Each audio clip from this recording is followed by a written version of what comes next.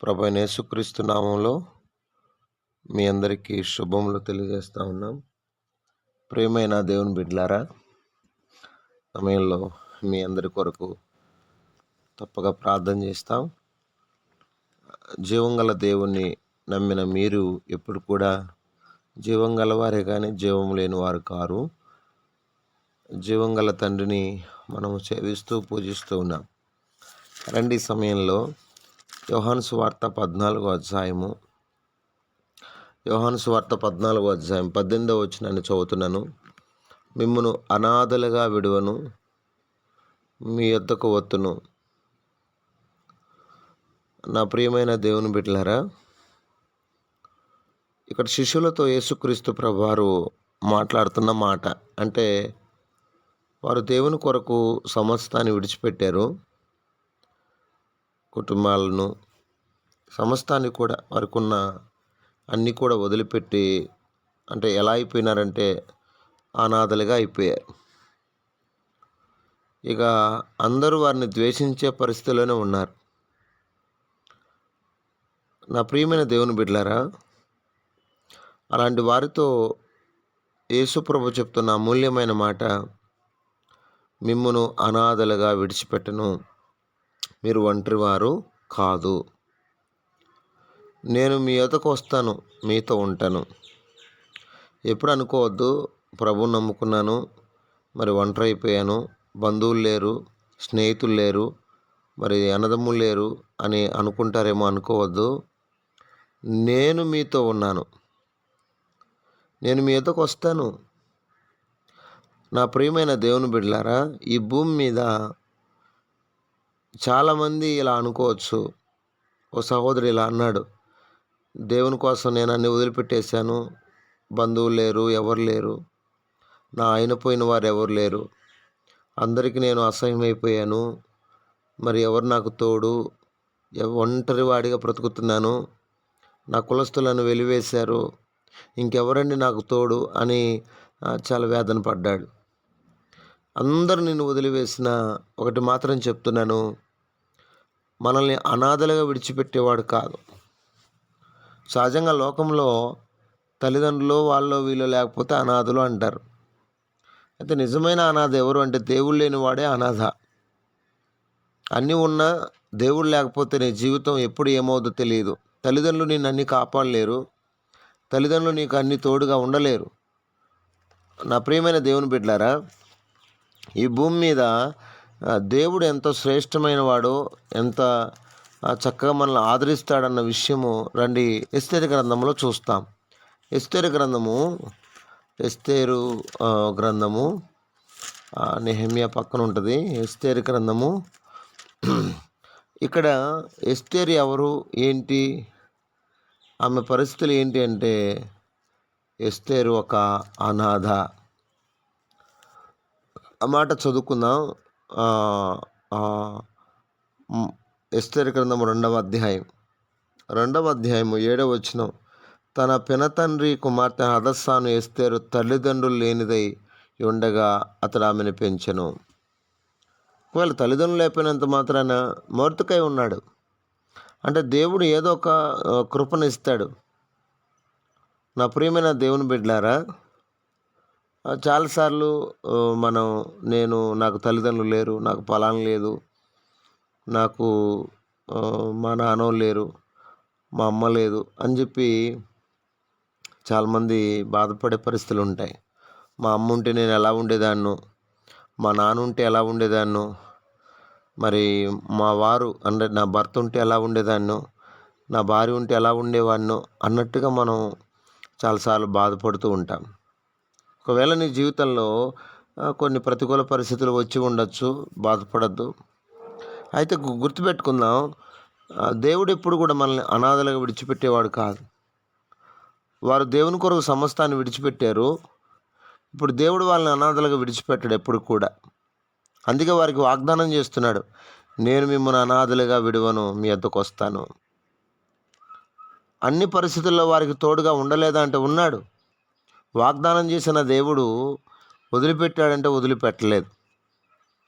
భూదిగంతంలో వరకు వాళ్ళని తీసుకెళ్ళాడు, వారిని చక్కగా వాడుకున్నాడు.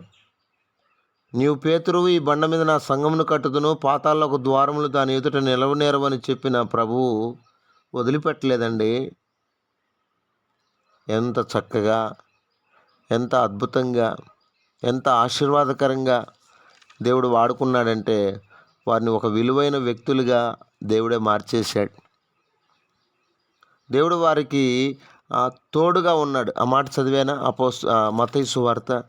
దేవుడు వారిని విడిచిపెట్టట్లేదు అన్న దానికి ఆధారము చెప్పమంటారా? మత్తయి సువార్త 28వ అధ్యాయము 20వ వచనం, నేను మీకు ఏ సంగతులను ఆజ్ఞాపించుతునో వాటన్ని గైకొన వలనని వారికి బోధించుడి. నేను యుగ సమాప్తి వరకు సదాకాలం మీతో కూడా ఉన్నానని వారితో చెప్పాను. నేను మీతో కూడా ఉన్నాను. నిజంగా దేవుని బిడ్డలారా, దేవుడు వారితో ఉన్నాడు. దేవుడు వారితో ఉండి ఎన్నో కార్యాలు జరిగించాడు. 1, 2 అని చెప్పలేము. ఎన్నో అద్భుతమైన ఆశ్చర్యకరమైన కార్యాలు దేవుడు వారితో ఉండి వెనువెంట జరిగిస్తూ వచ్చాడు. వారు ఇప్పుడు అనాథలు కాదు. దేవుడు వారితో ఉన్నాడు. వారి పక్షాన ఉండి ఎంతోమందిని దేవుని వైపు త్రిప్పడానికి దేవుడు సాధనంగా వారిని వాడుకుంటూ వచ్చాడు. ప్రియమైన దేవుని బిడ్డలారా, మరి ఈ దినము మరి ఎలాంటి పరిస్థితుల్లో ఉన్నారో, ఎలాంటి నిరాశలో ఉన్నారో, ఎలాంటి పరిస్థితులు నిన్ను ఉక్కిరిబిక్కిరి చేస్తున్నాయో, నా ప్రియమైన దేవుని బిడ్డలారా, ఎవరు కూడా అలా అనుకోవద్దు.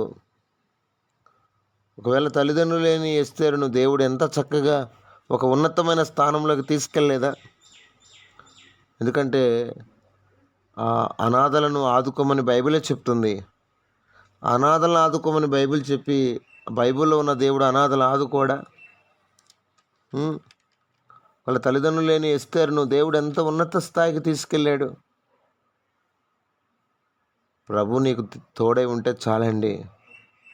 ఎన్నో కార్యాలు నీ జీవితంలో జరుగుతాయి. నువ్వు అనాథవు కాదు. అందరు నిన్ను విడిచిపెట్టిన, ఒకవేళ ప్రభువుని నమ్ముకున్నావు, నిన్ను వెలివేశారు, బాధపడద్దు. సంతోషించి గంతులు వేయి. బాధపడద్దు. నిన్ను దుఃఖపెడుతున్నారు, వారి ఇంట్లోకి రానివ్వట్లేదు, వారు నీకు ఇవ్వవలసినవి ఇవ్వట్లేదు, ఆస్తి ఇవ్వట్లేదు, నీకు రావాల్సిన భాగం ఇవ్వట్లేదు. బాధపడద్దు. అలనాడు మన పితరులు సమస్తాన్ని విడిచిపెట్టేశారు, ఆయన వెంబడించారు. ఎంత గొప్పగా వారిని దేవుడు వాడుకున్నాడు. సపోజ్ బైబిల్లో పౌలును చూస్తాం. ఆ పౌలు లాభకరమైన వాటన్ని వదిలిపెట్టి ప్రభువుని వెంబడించాడు. ప్రభు కోసమే బతికాడు. ఇక ఆయన ఆరాటం పోరాటం అంతా కూడా ప్రభువే. ఆయన నిలుచున్న ప్రభువే. ఆయన సమస్యల్లో ఉన్న ప్రభువే. ఆయన వేదనలో ఉన్న ప్రభువే. అన్ని పరిస్థితుల్లో దేవుని ఎంత వెంబడించాడో. అవసరమైతే దేవుని కొరకు చావడానికి కూడా సిద్ధపడ్డాడు. అవసరమైతే దేవుని కొరకు చావడానికి కూడా సిద్ధపడ్డాడు. మీరెందుకు ఏడ్చి నా గుండెలు బద్దర చేసెదరు, అవసరమైతే నా ప్రభు కొరకు చనిపోవడానికి కూడా నేను సిద్ధమని చెప్పగలిగాడు. ఎంత ధన్యత!